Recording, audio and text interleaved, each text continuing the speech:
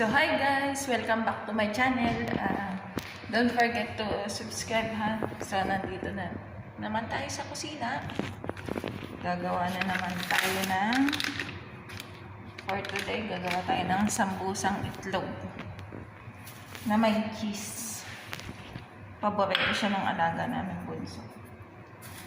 So simple lang naman siya. Kailangan mo lang ng itlog, nilagang itlog, cheese, at yung cheese again para sa pang-sarado niya. Tapos kung hindi mo nalagyan ng asin, kung gusto mo medyo may alat, lagyan mo ng asin at paminta. Pero hindi ko nilalagyan, ayaw kasi na alaga ko. So saka syempre yung pambalot natin sa saratan. Sana po natin gumawa ng sambusa. Tugogin muna natin ng itlog.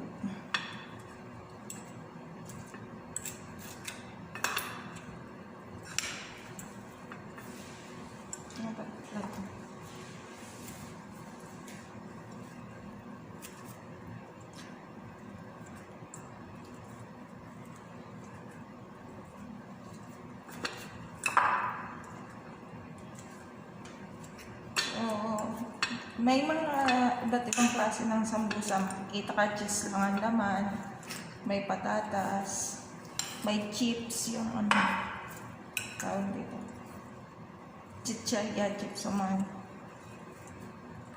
Pero everyday ginagawa ko to pag Ramadan. Itlog. Dati yung alaga kong panganay, ngayon si tatay naman at saka yung alaga kong bunso ang may gusto. Hindi ako nagawa ng para sa babae kasi yung isang amo dito ang nagagawa para sa mga babae. So yung 4 na itlog tapos 5 cheese, makakagawa ka na dan 20 to 25 pieces ng sambusa. Gawin lang natin mabuti.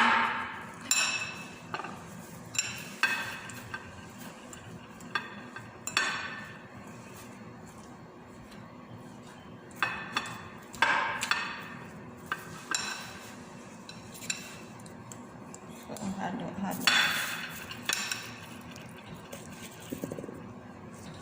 Haluin lang natin siya ng haluin.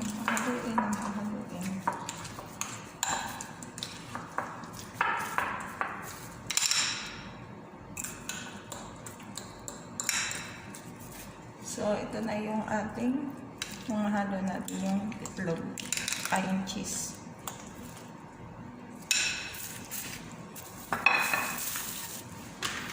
Naglagay na ko dito ng cheese pa. Sarap na rin.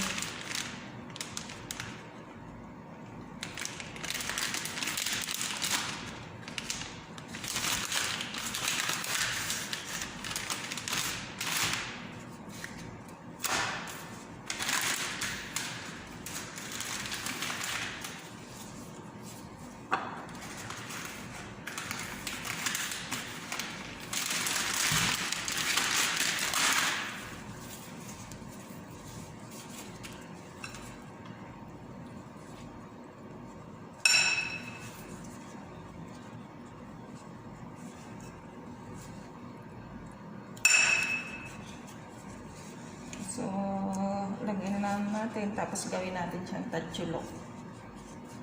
Tatchulok.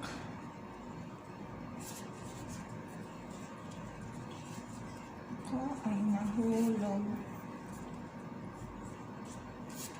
Medyo malaki yung pinaglalagyan ko ng cheese para hindi siya bubukas pag pinirito mo. Kasi i-deep fry natin siya. Pag hindi mo siya sinahan ng ayos, bubukas siya.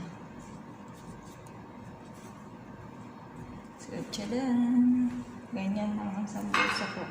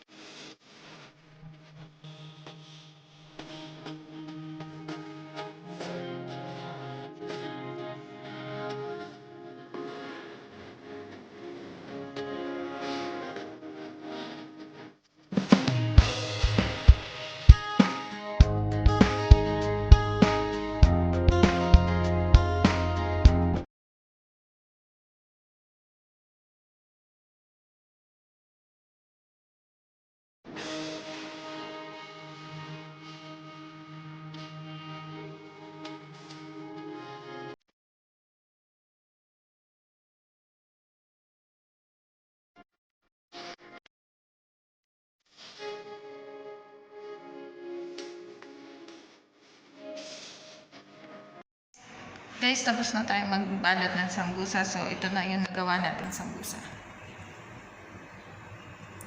Yan na siya. Ngayon, i-deep fry na natin siya. Tama na.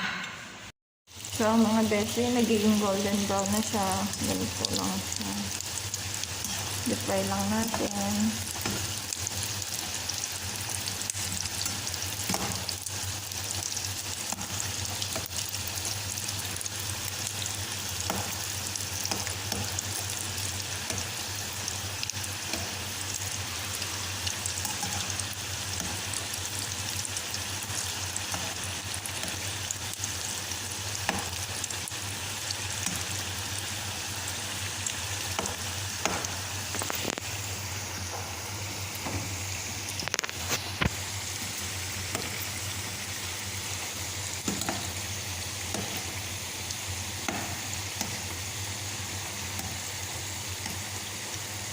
Ayan.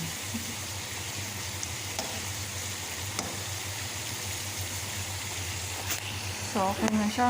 O, ganito na siya. Golden brown na siya. So, hahain na natin.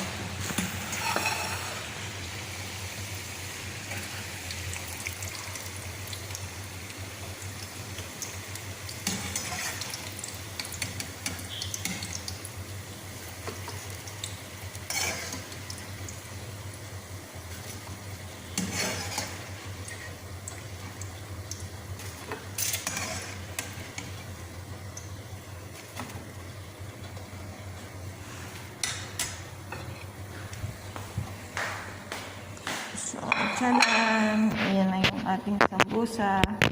Ipe-plating na natin siya, okay?